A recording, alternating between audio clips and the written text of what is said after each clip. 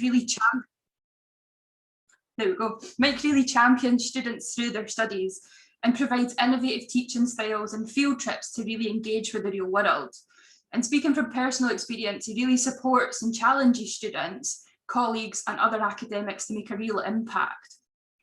He holds a degree in physical geography, a master's in human geography, and a PhD in planning.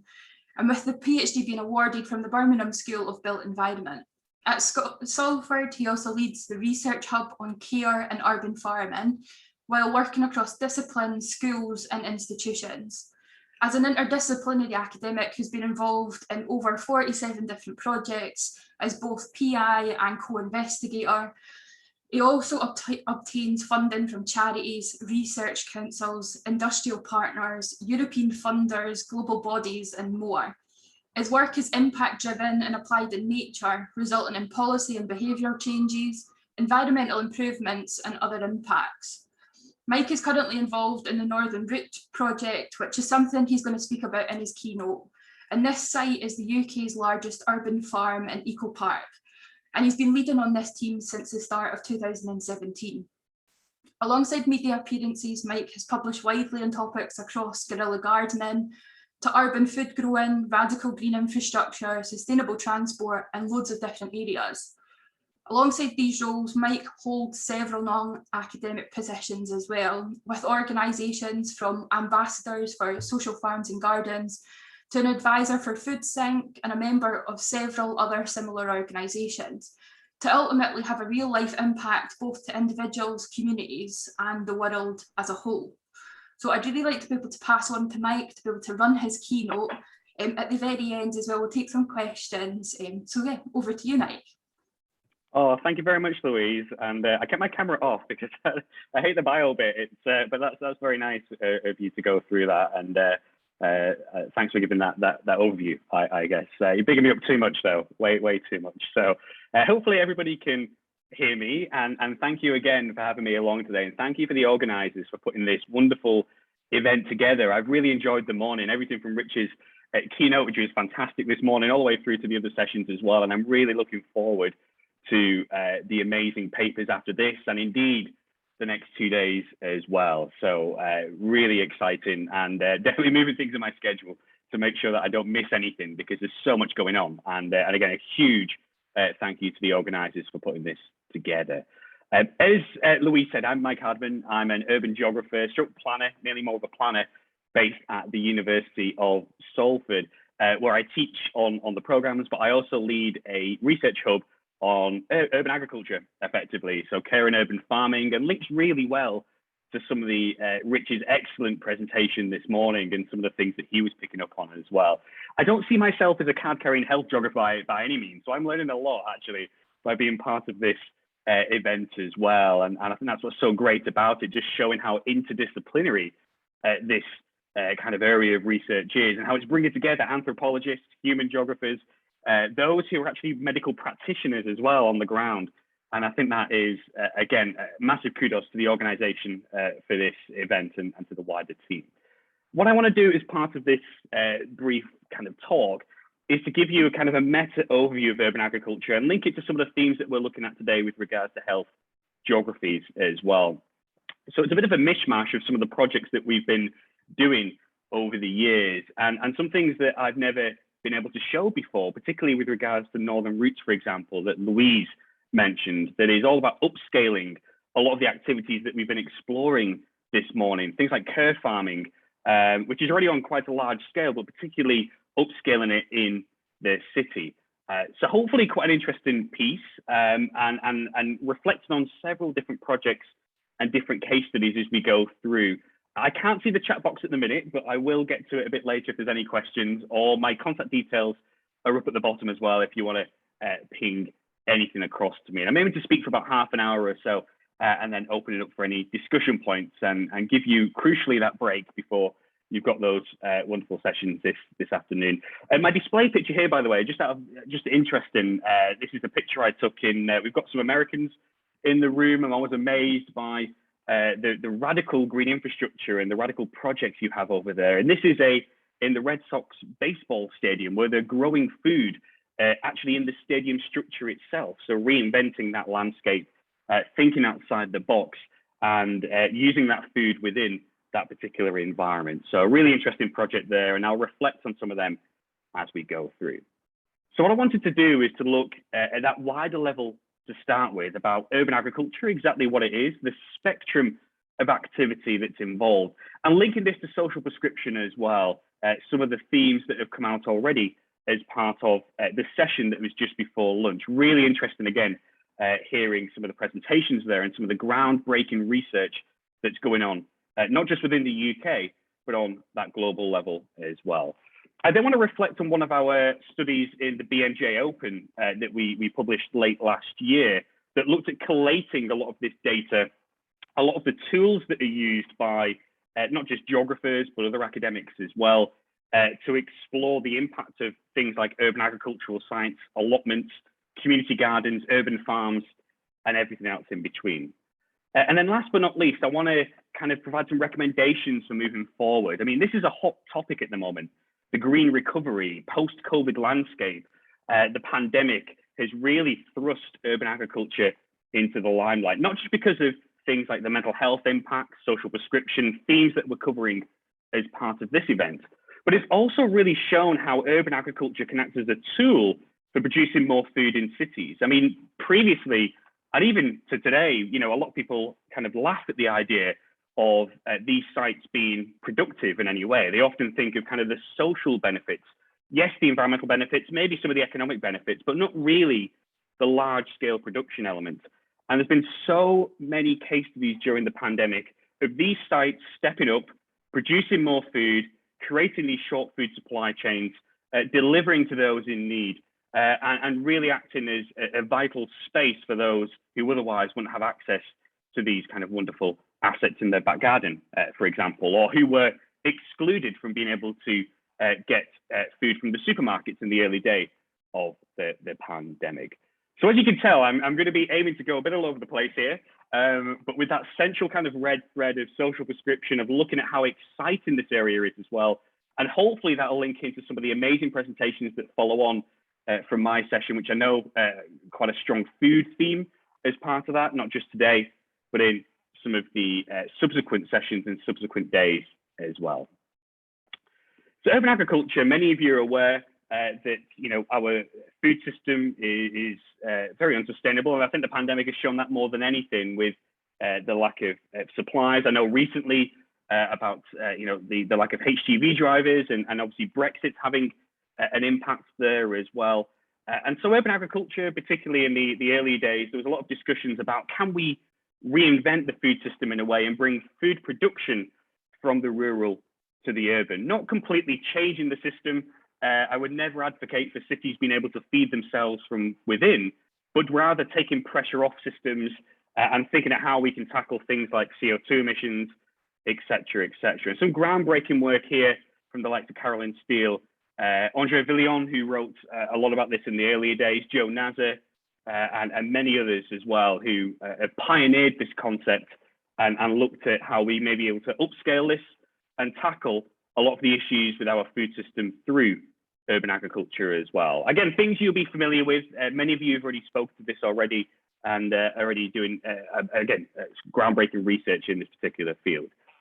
And urban agriculture as a concept is quite broad. You know, it involves a lot of activity. It's an umbrella term in a way. As Andre Villion said in his Continuous Productive Urban Landscapes key kind of text from 2005, it's all about food production in the urban, whether that's growing vegetables or fruits, but it could also involve rearing livestock within the urban or even peri-urban as well, so the fringe belt that surrounds the city. So in the UK, we're very familiar with things like allotments, and there's been a lot of groundbreaking studies, particularly in health geographies, around allotments, the health and well-being benefits of having one of these spaces, of being involved in one of these spaces on a kind of a regular level. In fact, University of Exeter and so on published some more recent research on that, University of Sheffield as well, some wonderful papers coming out and some important data on things like the mental health and well-being benefits of those spaces. But as many of you are aware, allotments are very popular and waiting lists are often long. It's very difficult to get these spaces, and local authorities aren't jumping to create more allotments because of the quite unusual legislation that protects them. It's very difficult to move them once they've been created, shall we say. So we've seen a huge rise in this kind of more Americanized form of community gardening over the years. It's something that's always kind of tinkered along in the background, but community gardens have really come to the forefront in the last 10 years or so. A lot easier to create. Local authorities generally a bit more keen to promote them because of particularly the loose legislation around them as well. It sounds awful, but it's easier to get rid of a community garden than it is an allotment, and waiting lists as well. And again, there's a rich database coming out on these spaces being used for activities like social prescribing, and some of that's been reflected already as part of this. More recently, though, particularly in the UK, we're starting to see an appetite for upscaled urban agriculture in the likes of things like urban farms, rooftop growing, underground growing, high-tech growing as well. So this is where the hot topic is around hydroponics and aquaponics, which I'll reflect on a bit later, in which you can look at the kind of the health benefits of these spaces in a way that they're not providing perhaps the same services as many other forms of urban agriculture that we're seeing around the UK. But what I'm trying to get across here is that there's almost a spectrum. There's the micro, the macro of this practice going on. It is growing, excuse the pun. We're seeing a lot more investment. And that's something I want to reflect on today, is to give you an insight into some of the work that we've been doing, some of the data that we've collected that relates to this conference and the themes that we're looking at today. And again, where I feel there needs to be some more research and more support going forward as well. I could go over a million different types of urban agricultural projects that exist. There's so many wonderful schemes out there. And I think one of the most famous ones that you would have come across before is Incredible Edible Tomadan, which has had an immense impact since starting formally in 2008. Originally started through guerrilla gardening, people colonizing space without permission. They were so fed up with the bureaucracy of trying to get risk assessments in place, insurance in place, all the funding that was required, all of the permissions that were required. They just went out there and did it and created this huge international network now that exists. It's had a huge impact across the UK. We see incredible edibles in pretty much every town and city now across the country, but also internationally as well. The toolkit they've produced allows you to replicate what they've done. And again, they're very heavily involved in social prescription. A quick Google will reveal the amount of these incredible edible movements that have obtained funding, are working with CCGs, are doing data collection around the impact of the kind of the therapeutic horticulture and other work that they do as well. We've done some research around evaluating Incredible Edible Tomadan, which you might be interested in. And in fact, some colleagues over at UCLan also published it in the same year, and theirs is absolutely fantastic, it's actually a bit more in depth than ours was, which is the great team over there. Mark Durris, who many of you would have come across before, Alan and Adrian actually is based at Manchester Met. But all of the evaluations of this show that it's making a huge positive impact to the community, health and well-being, looking at the economy as well, so bringing more footfall into these areas, obviously environmentally, socially, bringing people together, people who would usually be isolated, socially isolated, coming together, and this acting as a tool for bringing these people into these wonderful community growing spaces or the urban farm that they've got there, etc., etc. And that theme of edible landscapes that free for everyone is quite powerful, where they're growing everywhere and anywhere. It's a lot more informal than many of the other movements that exist out there. Just again, spatially looking at it, this is from the side, you can see just the breadth of projects and the success of these projects as well. I know in Salford, the Incredible Edible Salford scheme was so successful, the chairperson, who was a high school teacher at the local college, actually quit his day job to take it up full time, and now runs a very successful business working with Age Concern UK, who fund a lot of his work, as well as local schools.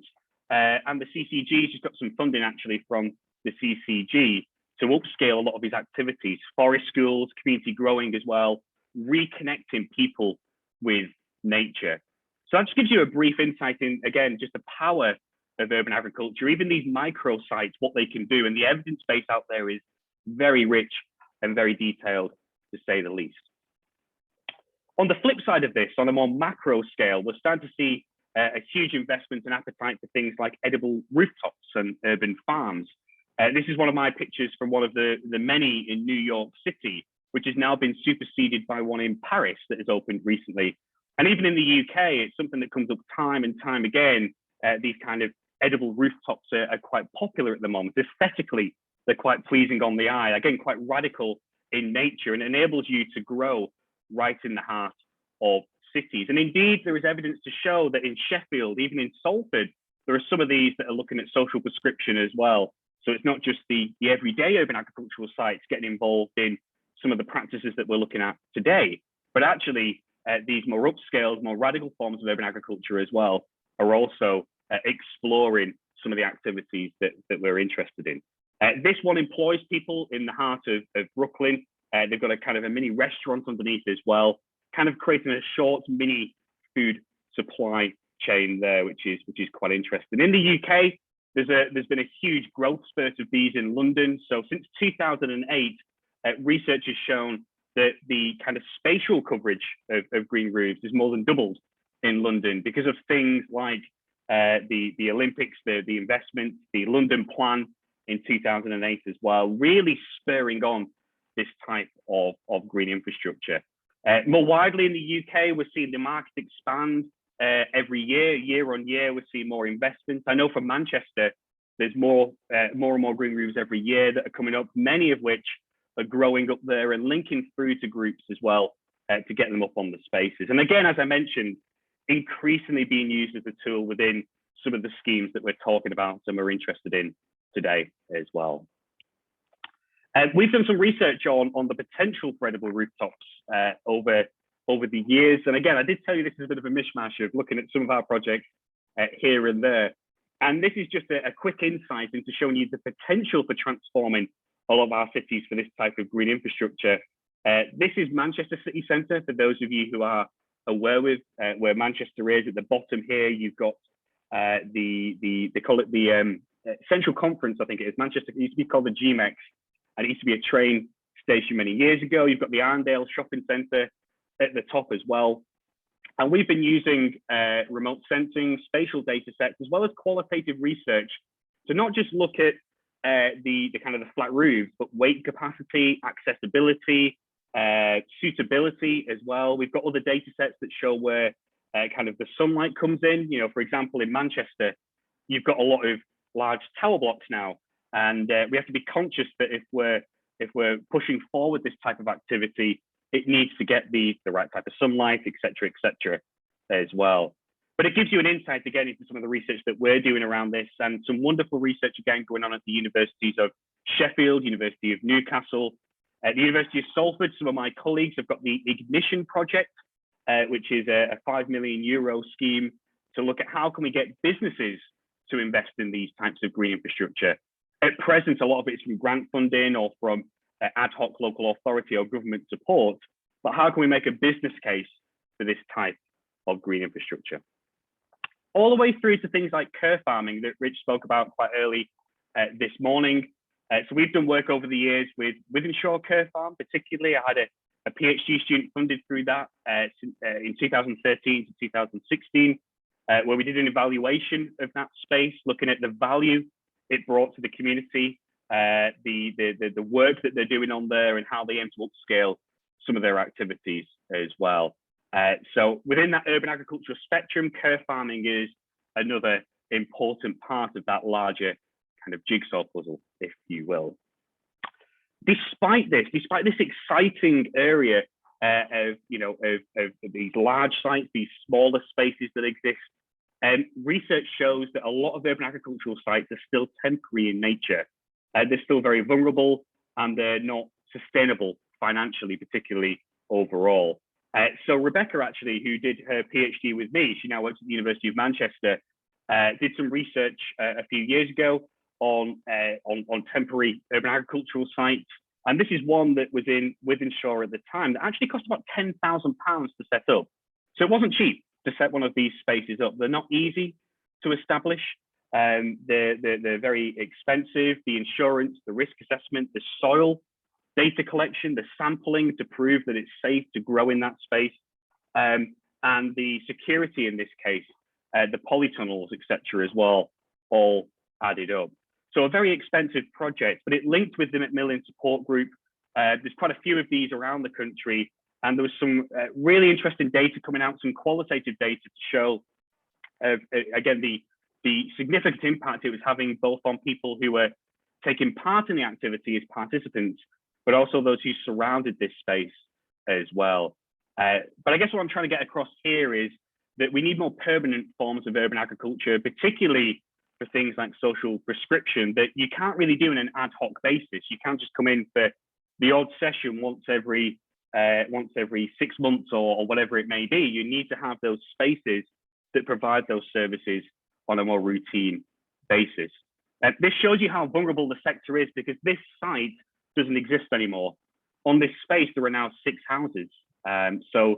Because of housing demands, competing demands with that land, this space no longer exists, unfortunately. And this community garden no longer is in this location. It was moved somewhere else. And unfortunately, there's been a drop-off of participants because of that movement as well. There are other dangers of bringing urban agriculture into the city at scale, and Rich will be familiar with this, and it's an issue that unfortunately has plagued a lot of urban farms and care farms around the country. This is the Withenshaw one. I'm just picking on this one as an exemplar because of the research that we've done there. But again, you know, in this case, vandalism was an issue. Again, very expensive security systems required. Other barriers around the soil quality because of the urban kind of land use or previous industrial land uses has made sure that it's very difficult to enable a lot of these schemes to start up in the first place. And funding as well. A lot of urban farms are poorly funded. A lot of them rely on grant funding, research has shown. And this results in staff changes quite a lot in the cutting of programs as well. And indeed, in some cases, urban farms failing and no longer existing. And what I want to do just for the remainder of this session is to focus more explicitly on the health and well-being outcomes of these urban agricultural sites by looking at some of the projects that we've been involved in, particularly at a more UK level. We've done some work in South Africa as well. And indeed, only yesterday, I was chairing an Inclusive Cities event as part of some of that work that we're doing in Africa that was really interesting. But I just want to reflect quickly on some of the data that we've got here, and again, bring it back to the theme of this conference before looking at Northern Roots in a bit of depth as well. So, not something I need to go through in too much depth because this morning's been great and it's already covered quite a lot of this. You know, social prescribing is a hot topic in urban agriculture at the minute. It's something that every urban agricultural site I go to, this is what everyone's talking about. And, you know, they're working with CCGs, they're working with the local universities, they're working with evaluators as well to capture the impact. A lot of it's on a pilot level at the moment. So a lot of the work, particularly in Greater Manchester, even the larger scale schemes are still at that more pilot stage. Although over the next few years, I anticipate that ramping up. We've seen significant investment from DEFRA, significant investment from local health boards as well. So there's a lot of focus on this going forward. But it is the hot topic in urban agriculture at present. If you're interested, we have published a little bit about, as I mentioned before, some of the data behind this, some of the tools that are being used to look at the value and impact of urban agricultural sites as well. Everything from kind of WinWebs all the way through to more traditional qualitative approaches, through to more radical approaches and things like cortisol testing, et cetera, et cetera.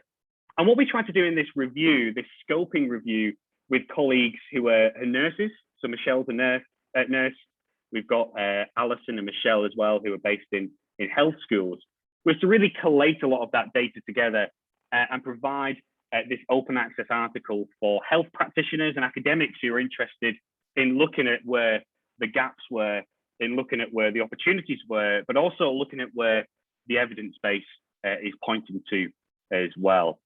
So please do have a look if you get some time. There are many other articles out there, and it shows you the rich database that exists underpinning the health benefits of different forms of urban agriculture. Again, things we've been discussing already this morning.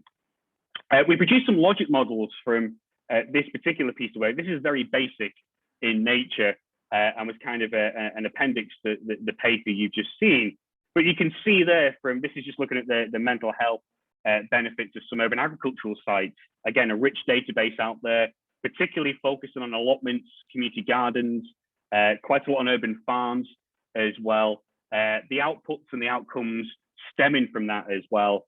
And we also provide that overview of the tools that are being used.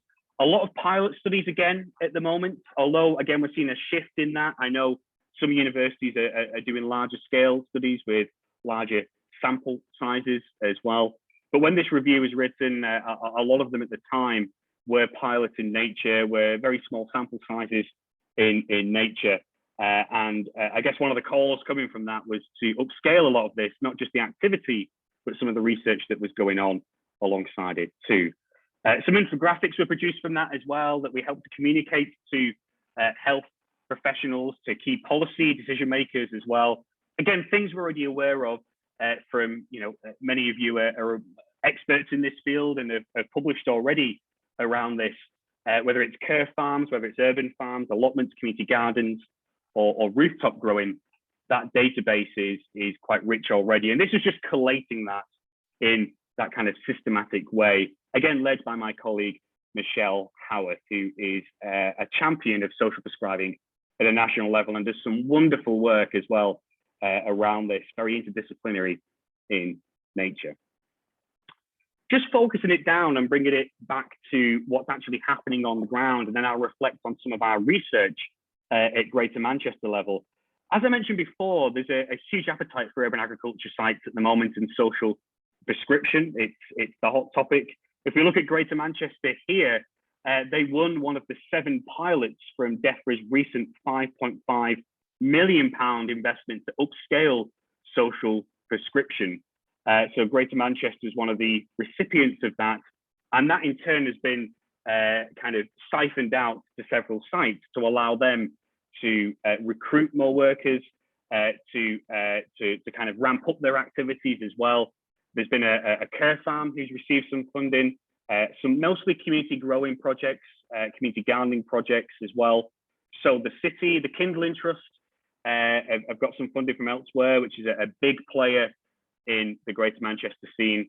And the RHS, we had the new RHS Bridgewater open, and social prescription and community growing is at the heart of what they're doing as well as part of this landmark project in Salford.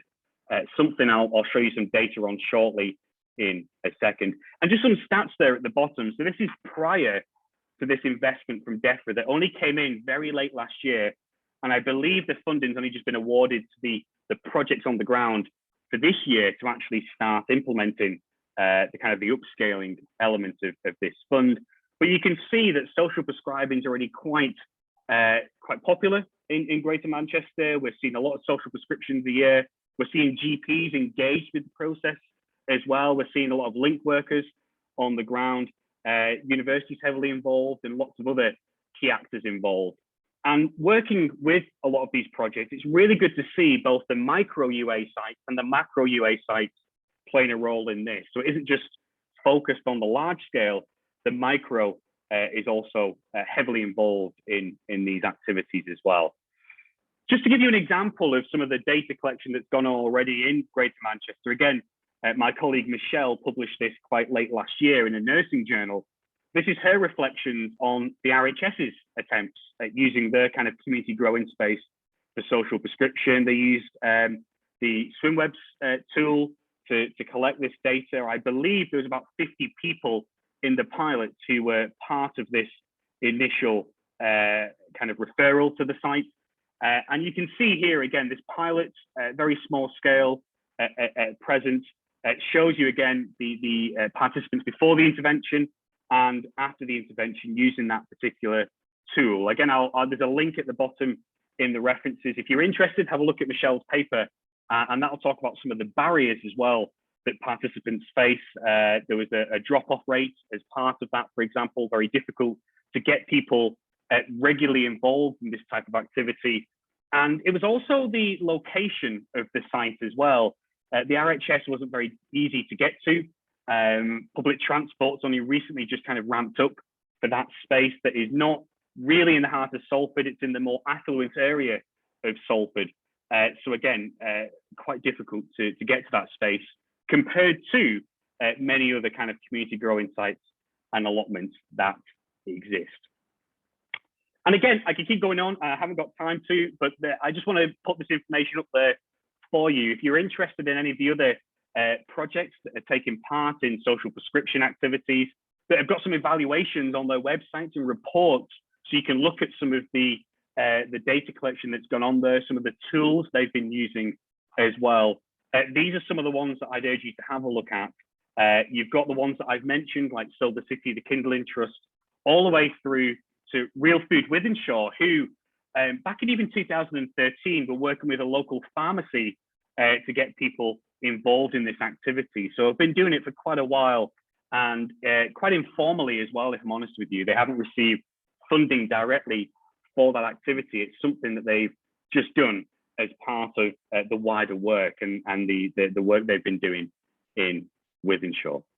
And just to kind of bring things together, I want to focus down now, because I realize that I'm all over the place. I've had a bit of coffee, and we're looking at social prescribing and urban agriculture at this meta level. And what I want to do is look at a particular project called Northern Roots that is really exciting and is looking at upscaling urban agriculture to a scale that I've not seen before in the UK. But social prescription is at the heart of this as well. A big focus on that, and that's something that underpins their business plan moving forward as well. Before I do, I mean, upscaling urban agriculture in its own right is a hot topic at present. We're seeing a huge appetite at the moment for urban farms at scale. So developers, more master plans than ever before, are starting urban farms from scratch. Local authorities are investing, private businesses, developers are investing as well. This is just a quick spectrum of large-scale urban agriculture from some of my work that I've done. I did a project funded by Pendleton Cooperative a few years ago, where I traveled the country looking at examples of upscaled urban agriculture, what they do for the community, but also barriers that they face as well. So in the top left, you've got one that's very high tech in Liverpool, which is really interesting to go and explore, called Farm Urban. In the top right there, you've got one that is down near Birmingham, South Birmingham, that operates more as kind of like a petting zoo in a way. So no food production, but using animals at the forefront of their activity. Through to Wythenshawe at the bottom left that I've already mentioned, that is a care farm. So they're on the Social Farms and Gardens site as a care farm, and they operate as a care farm. And on the bottom right there, you've got Salop Drive Market Garden that's been operating for over 30 years. And there's Andre Villion's done some really good studies actually around the health impacts of that scheme, particularly that is in a very deprived area of Sandwell in the Black Country close to Birmingham. So again, just to give you a flavour of the range of projects that are going on across the country, a bit closer to home, and to show you why there's been a change recently in the way that this is being approached. This is a private developer of a £700 million master plan that is a 15-year development in Salford, which is changing the landscape there. And at the heart of this change is the creation of community growing spaces and a large-scale urban farm. So you can see there on the master plan, a large-scale urban farm is central to this 15-year, £700 million master plan going ahead. So really interesting there in terms of it's not just coming from a local authority perspective or charities. We're starting to see developers, these very powerful entities, getting interested in some of the things that we're speaking about today. And that's what's going to make it a huge shift in practice and enable a lot of this upscaling to happen. And I mentioned before that we're starting to see a huge appetite for high-tech urban agriculture. Something I don't have time to reflect on today, but almost a call to health geographers here. And I'm sure this work's already going on, but it'd be interesting to see the health disbenefits almost of these spaces, because unlike other types of urban agriculture that are doing a lot of social prescription activities, are reconnecting people with the food system, arguably, the high-tech systems that are highly automated, this one underground, for example, in Liverpool, are almost doing the opposite in a way. Yes, they're upscaling food production, but are they necessarily providing the same benefits as other forms of urban agriculture? In this project, for example, it requires somebody to be underground for most of the day in artificial light to monitor the systems and make sure they don't fail. Yes, it's urban agriculture happening in the heart of a city, but exactly what are the health and well-being impacts of the workers who are interacting with these spaces? And again, maybe an interesting project there for somebody. I'm sure it's already going on. Again, the breadth of research is amazing at the minute, and that's I'm sure somebody's already doing some work around that at present. Swiftly moving on, because I'm aware of time. Northern Routes that I mentioned, and the reason I just wanted to quickly focus on Northern Routes is we've been doing research around Northern Routes for a few years now, and this presents a real shift again in practice, upscaling urban agriculture, a multifunctional scheme in one of the most deprived towns in the UK. Oldham, huge amount of mental health issues, huge amount of people accessing GP and A&E systems for mental health issues as well. And so there was an explicit focus here to design something that would offer social prescription at scale, not saying it's a magic pill here by any means, but something that could add value to the system and help tackle a lot of these health inequalities in the likes of Oldham. We've been doing work over the year looking at community research, so qualitative research. We've been looking at the models that we could use here. We've been working around the country as well to do some business case analysis, so the financial data that underpins this project, making sure that it's financially viable, because a lot of urban farms unfortunately aren't. And to do some soil analysis as well to make sure that we can actually grow in the soil and do some of the activities that the project wants to do. If you get time, have a look at the Northern Routes website. It's got lots of blogs on there, lots of information about what they're trying to do there. But I think it really shows you again that change in the sector, the pace of the sector, and the investment going in to large scale urban agriculture. Just to give you some of the aims of the project, what it's trying to do, and a master plan of the scheme as well. So it's much more than just urban agriculture. It's a lot more than that. It's a multifunctional project. They've got a big focus on green energy, on carbon storage, on creating jobs, on volunteering positions. And most importantly for us today, 300 social prescriptions a year is something that they want to do. And they're basing that off the RHS model that has been used quite successfully in Salford. So the ex-director of the RHS Bridgewater is the director of Northern Routes. So that knowledge exchange and that information and that data is feeding across to this particular site. I'm not going to go over this in depth, but this just gives you an idea of some of the research that we've been doing behind the scenes, collecting that data, making sure that the academic material effectively is used in practice and underpins the decision-making, what they're doing there as well. We've done things like social return on investment as well to show the value of spaces like community gardening. Many of you will be aware of models like this that show for every pound of investment, you get so much more in return. And we've been looking at ways of capturing capital funding to enable this project to go ahead. And this has got a happy story because recently, and only about a week ago, it was awarded a pot of about £24.5 million from the UK government to go ahead. So a part of that money is for Northern Routes, and that's allowing them to actually go ahead from their micro activities at the moment to the macro activities that they want to do in the near future. Again, have a look if you've got some more time. Lots of interesting bits on there. And their application, actually, if you look at it, it's got some really interesting stats there. Again, and quite concerning stats around health inequalities in Oldham that will help, for those of you who've not been to Oldham before or aware of that space, to understand why these types of projects are needed and why this investment is coming to this particular space. So this all looks rosy, but as I said before, there are so many barriers to this. It sounds too utopian to say that we can do this at scale. And our research has shown that whether it's a care farm or an urban farm in a city, again, a lot of them are financially unsustainable, if I'm honest with you.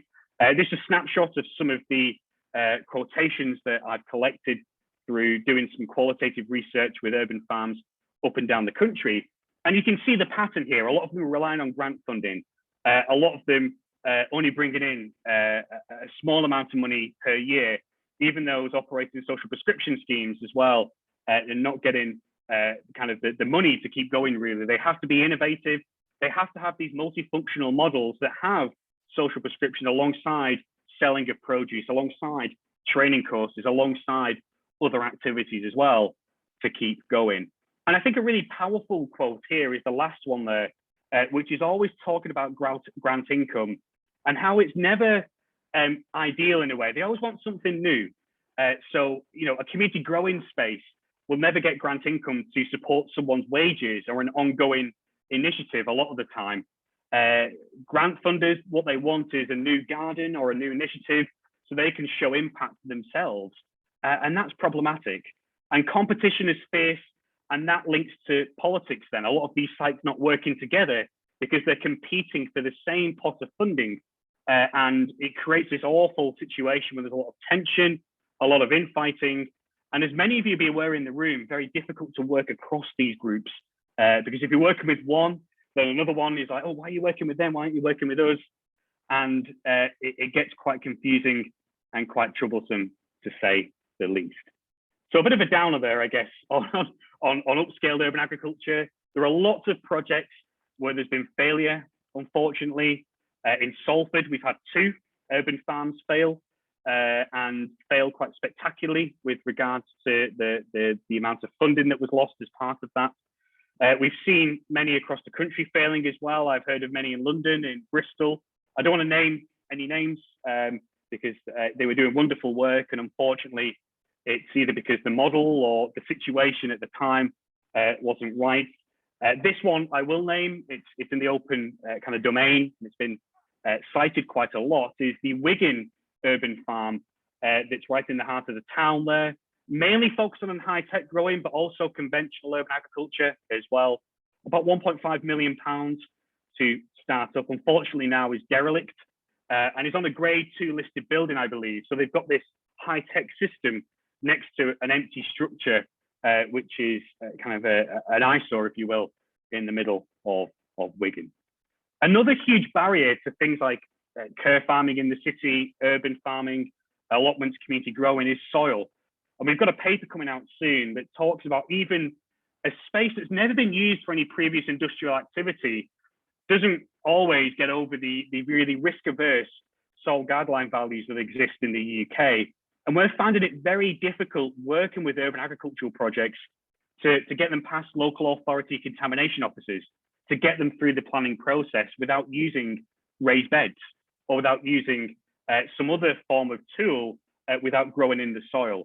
And so there's been a huge clamping down on these recently. We've had issues in Greater Manchester of projects who have been told to use raised beds and either can't afford them or don't want to use them and then can't go ahead because of the quality of the soil, even though there's been no previous industrial land use. So arsenic levels, lead levels, quite high in parts. So bringing this together and ending, moving forwards, I guess from, again, my waffle through all the projects that we're doing, and I just get so excited about this area because there's so much going on, and it excites me seeing all the research that's going on by yourselves and elsewhere, and increasingly around things like community growing spaces, urban farms, etc., etc. As usual, I'm going to call for more research. I think we need definitely more research into this. The more we can build that evidence base, the more we can convince policymakers. We need more formal support, food charters, food policy councils to enable this to grow, planning tools as well. We need more innovative models to ensure that these spaces are more sustainable long-term, making sure that they're financially secure and not reliant on grant funding. And particularly, I'm interested in the health element of things like high-tech urban ag that's getting a lot of notice at the minute, but also my roots, which is in informal urban agriculture, which is kind of touched on this morning to an extent, where people, these informal sites that exist, guerrilla gardeners maybe, or other spaces. And I think there's a real opportunity space there for more research in that particular context. There's already some good practice out there. Kevin Morgan here talking about Brighton and how they've got supplementary planning guidance to effectively enable urban agriculture in new developments. In Denmark, they've got planning policies as well to push forward this practice. And the USA as well, really leading the world there with regards to tools, planning tools for pushing forward these types of schemes. I mentioned before about the informal side. I really would like to see some research. My PhD was in guerrilla gardening back in the day. Seems a long time ago now, but guerrilla gardeners are gaining more popularity in the UK. There's more and more people colonizing space without permission because they're sick to death of the bureaucracy. It costs so much money to set up these sites. And some people are like, I just want to go out there and do it. And this just gives you a flavor of some of the projects that I've worked with internationally in the UK. And I wonder whether some of the tools that we're talking about in these sessions could be applied to these informal sites. What exactly are these participants getting from taking part in guerrilla gardening? Is it similar to these formal spaces that we're exploring as well? In the Global South, we do a lot of work in Africa as well. And I think definitely some more research there around social prescribing in these spaces could be interesting. And I guess food for thought towards the end is we need to be careful about what types of urban agriculture we're encouraging. People are fixated on the more radical, these more aesthetically pleasing spaces. This is an article that I featured in The Independent over the weekend, where I call for green roofs to really be questioned in some cases, because none of them are open. The social value of them isn't really realized, yet we're seeing more investment than ever before in this. They're a lot more expensive than a community garden. Perhaps we need to rethink the spaces that we're investing in here as well. Some resources if you want to, have a look through the web pages and feel free to get in touch if you want to. Hopefully the slides will be available for you so you've got all the references, etc. Otherwise, I will be quiet. Thank you very much. And back to Louise. Thank you so much. It's so interesting to hear about all the different projects you're really involved in. I think, unfortunate for you, I'm going to kick off one question that I've got. I'm really sorry, but it's like a two-parter. So you're obviously really involved in all of these different projects, and COVID's had a big impact on urban agriculture. I wondered if you'd be able to reflect on some of the sort of impacts you've seen across the projects and what you kind of think is going to happen in the future with the development of projects. Thanks, Louise. That's a really important question. I mean, as I mentioned at the beginning, COVID's really shown the power of urban agriculture and the value, if anything. The value's always been there, but I think it's really shown it to those who are key decision makers, policy funders, etc. as well. And I think that's why we've seen these huge investment projects stemming from COVID. The Green Recovery Fund, for example, a lot of that has gone to urban agricultural projects. And things like the DEFRA scheme as well. I think I think that shows where policymakers and etc. are really taking this seriously. My concern with COVID though is we actually did bid for a study on this and we didn't get it, unfortunately.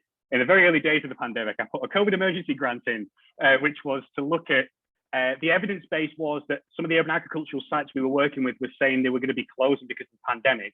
So despite them having all these benefits, a lot of them were told to close in the early days of the lockdown and didn't have the staff or the facilities for social distancing, and were concerned because they couldn't do the activities like social prescribing or the training events or the farm shop to bring in the money. And we're saying, if we stay shut, we're not going to be here next year. So our project was aiming to look at, can we capture the baseline now and the follow-up post-pandemic to see, has there been a growth? Has there been a drop-off really? I think a survey by Social Farms and Gardens showed that some 70% of their sites were worried about risk of closure, despite them being seen as a bit more serious because of the pandemic. Ultimately, the financial figures just didn't add up, and that's what was concerning them.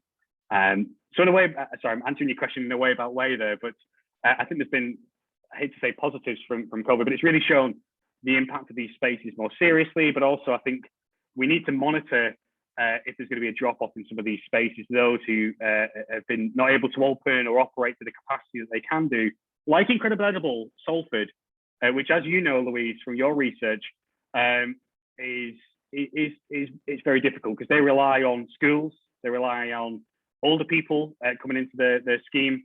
and that hasn't happened. So yes. That is great. Thank you so much. Such an interesting thing as well, because like reflecting back on personal aspects of the COVID crisis as well, everyone's really like valued nature as well. So it's really nice to know it's coming through in agriculture and urban and cities as well. We've got another question that's looking at how we make it more favourable for developers to include these systems in more urbanised cities. So if you could give like a magic wand, how would you sell them to planners of the future? I don't think it's I think it is the developers.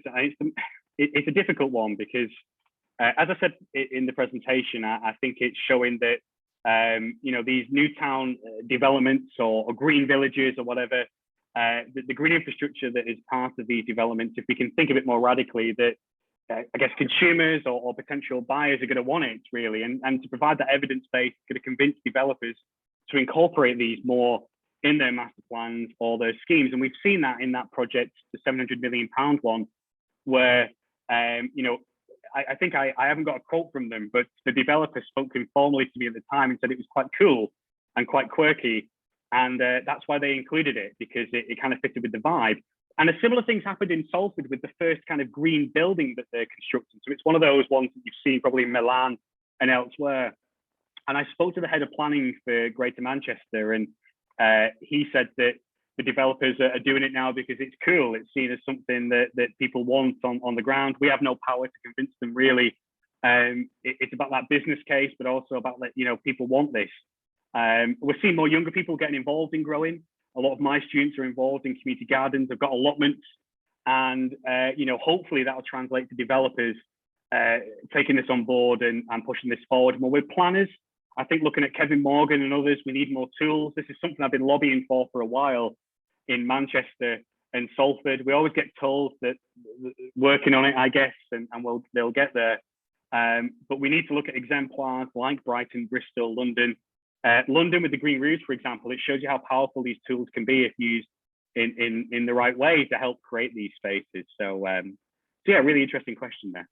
That's really cool. We've had another question from Pauline. I wondered if she'd want to unmute herself and ask the question herself, but it was kind of leading on from some of your best practice examples. I don't know if she's still about. Hello. Can do video as well. Hello. Yeah, great talk. Really enjoyed it. So rich, so much there to think about. But yeah, a pragmatic question, because I'm directly involved at the moment in a campaign to save some green space near my home, Huff End Fields, if you know it. So they want to astroturf it and change it and ungreen it, basically, the city council. And so we're visioning alternatives.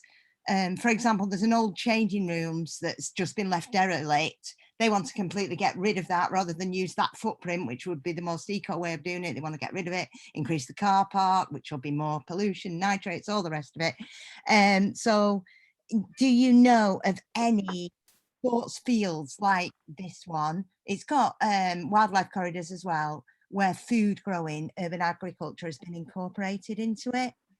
It's just saved me doing loads of looking, if you do know of any. Thanks, Pauline. That's an interesting question, interesting case study as well. Northern Roots, the space where they're growing is where the football pitches are actually as well. So if you drop me an email, I'm happy to put you in contact with them. But that's one example of where they're incorporating it there. I think it's going to replace the football field, and they're going to be moved somewhere else though. So actually, one that does it kind of at the same time, I'm not too familiar with, but I can do some thinking and look through Carrot City, that website I flicked through at the end. Is a repository of some really good case studies from around the world. It's run by some Canadian academics, and we're just part of the team.